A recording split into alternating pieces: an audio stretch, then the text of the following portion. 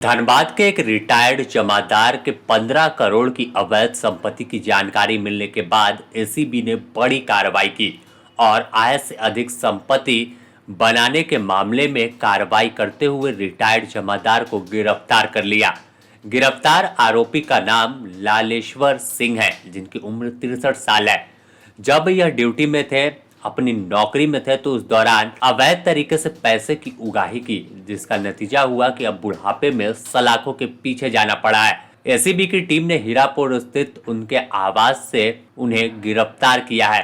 यह कार्रवाई एसीबी ने देर रात की है और जब टीम ने उन्हें गिरफ्तार किया, हिरासत में लेने की जानकारी दी, तो बीपी और शुगर के जो शिकायत थे, जिसके बाद एसीबी की टीम ने स्वास्थ्य कारणों से एसएनएमसीएच अस्पताल में भर्ती करा दिया है। एसीबी के अधिकारियों के मुताबिक जांच में सामने आया था कि लालेश्वर सिंह ने अपनी सेवा अवधि के दौरान गलत तरीके से अवैध कमाई की थी और 1-2 रुपया नहीं बल्कि 15 करोड़ रुपए की संपत्ति इकट्ठा की थी।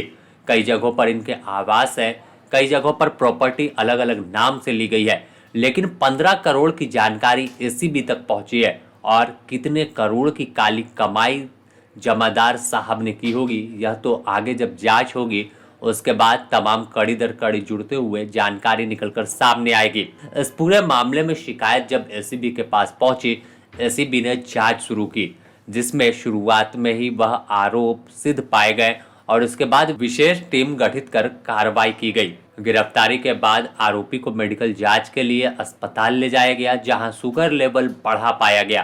फिलहाल चिकित्सीय निगरानी में रखा गया और डॉक्टरों के अनुमति के बाद आगे की कानूनी प्रक्रिया पूरी की जाएगी।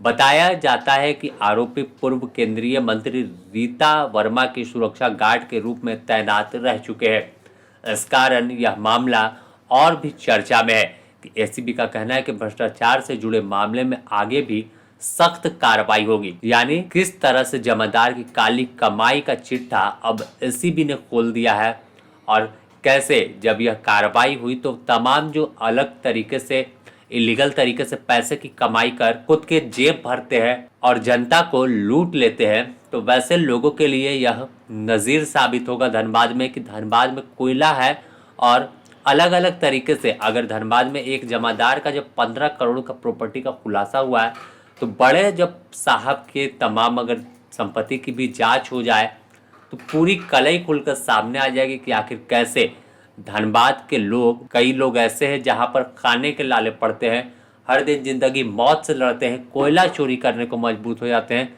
तो दूसरी तरफ यह साहब लोग जो हैं करोड़ों अरबों रुपए ऐसे ही चंपत कर देते हैं। फिलहाल पूरे मामले को लेकर धनबाद में चर्चा का विषय बना है कि जमादार बाबू के पास इतना पैसा है तो बाकी इनका साहब के पास कितना होगा।